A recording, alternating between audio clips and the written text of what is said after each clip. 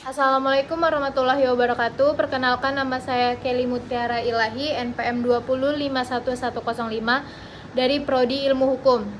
Saya akan menjelaskan apa itu pengertian hukum.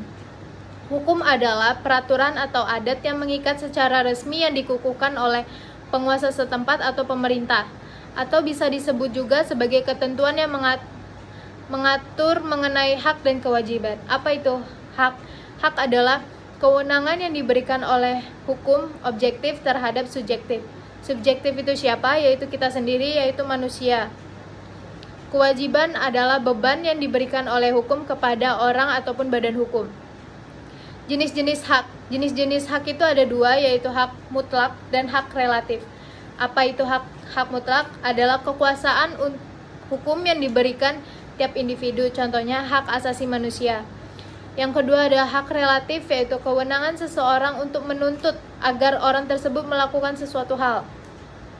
Contoh dari hak relatif yaitu hak penjual untuk menerima hasil dari penjualan tersebut.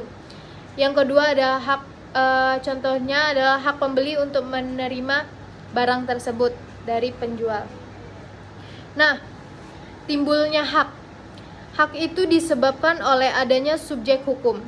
Yang kedua ada perjanjian hukum, adanya perjanjian. Yang ketiga adanya kerugian. Yang keempat karena seseorang melakukan kewajiban yang merupakan syarat untuk memperoleh hak itu sendiri. Nah, contohnya lagi disebabkan oleh karena kadaluarsa. Selanjutnya timbulnya kewajiban. Timbulnya kewajiban itu disebabkan oleh sesuatu hak dengan syarat harus memenuhi kewajiban tertentu. Yang selanjutnya adanya perjanjian.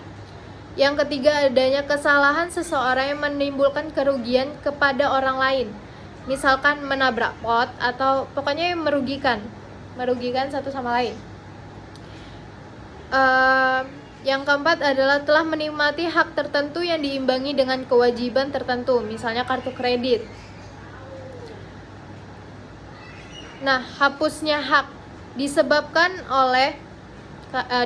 karena kematian, masa berlaku haknya telah habis, diterima sesuatu benda yang menjadi objek hukum, misalkan warisan. Kewajiban yang merupakan syarat untuk memperoleh hak sudah dipenuhi. Hapusnya kewajiban. Hapusnya kewajiban itu karena kematian, masa berlakunya habis, ketentuan undang-undang, dan lain-lain. Terbentuknya hukum. Terbentuknya hukum itu ada 3 faktor, yaitu perjanjian, pengadilan, dan ilmu pengetahuan hukum. Pembentukan hukum modern, yaitu karena kebiasaan, peraturan undang-undang, dan proses pengadilan. Nah, pembagian hukum. Pembagian hukum itu ada pembagian hukum menurut wujudnya, ada menurut sifatnya, ada menurut luas berlakunya, ada menurut fungsinya, ada kepentingannya, dan kekuatan berlakunya.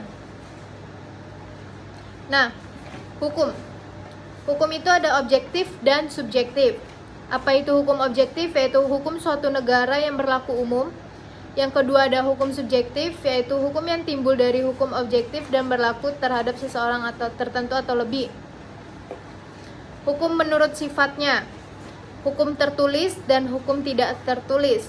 Contoh hukum tertulis itu ada undang-undang, KUHP, hukum yang tidak dikodifikasi seperti Perda.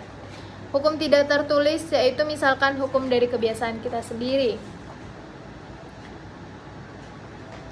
Nah, hukum menurut luas berlakunya yaitu ada hukum umum, yaitu hukum yang berlaku bagi setiap orang di masyarakat tanpa membedakan jenis kelamin. Misalkan hukum pidana, itu dia nggak memandang siapapun satu sama lain. Yang kedua ada hukum khusus, yaitu hukum yang berlakunya hanya bagi golongan tertentu saja.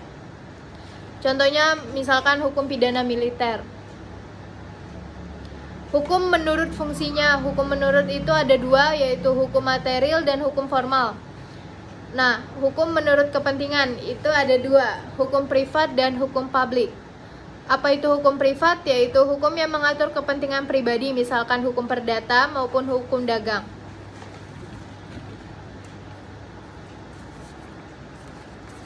Yang kedua adalah ada hukum publik, yaitu hukum yang mengatur kepentingan umum, misalkan hukum pidana, HTN, hukum acara pidana, dan hukum internasional publik. Selanjutnya saya akan menjelaskan asas dan norma. Apa itu asas? Asas adalah dasar pemikiran yang umum dan abstrak, atau bisa disebut juga ide ataupun konsep. Sedangkan norma adalah peraturan yang real, ya, penjabaran dari ide tersebut. Asas hukum mempunyai sanksi, sedangkan norma itu tidak mempunyai sanksi. Contoh asas dalam hukum pidana yaitu asas legislatif, asas teritorial, dan asas personalitas. Selanjutnya saya akan menjelaskan itu macam-macam norma ataupun kaidah, yaitu ada kaidah agama, kaidah kesusilaan, kaidah kesopanan, dan kaidah hukum. Apa itu kaidah agama? Yaitu ketentuan hidup yang berasal dari Tuhan Yang Maha Esa. Yang kedua ada kaidah kesusilaan, yaitu ketentuan yang berasal dari hati nurani manusia itu sendiri. Kaidah kesopanan adalah ketentuan yang berasal dari pergaulan dalam bermasyarakat. Yang keempat ada kaidah hukum, ketentuan yang dibuat oleh pejabat yang berwenang yang mempunyai sifat memaksa.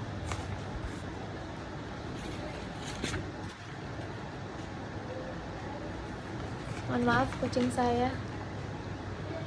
Nah, isi dan sifat kaidah hukum, yaitu isi dari kaidah hukum adalah suruhan atau larangan.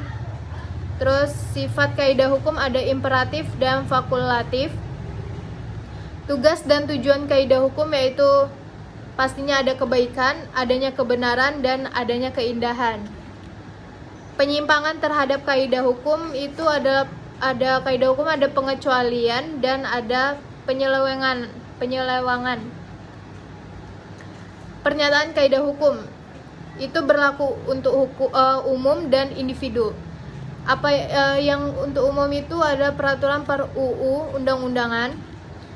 Yang individu itu perjanjian atau KTUN. Nah, kaidah hukum itu ada sasaran hukum dan landasan. Sistem hukum dan sumber hukum. Faktor-faktor yang membentuk hukum yaitu ada perjanjian, ada pengadilan, dan ilmu pengetahuan hukum.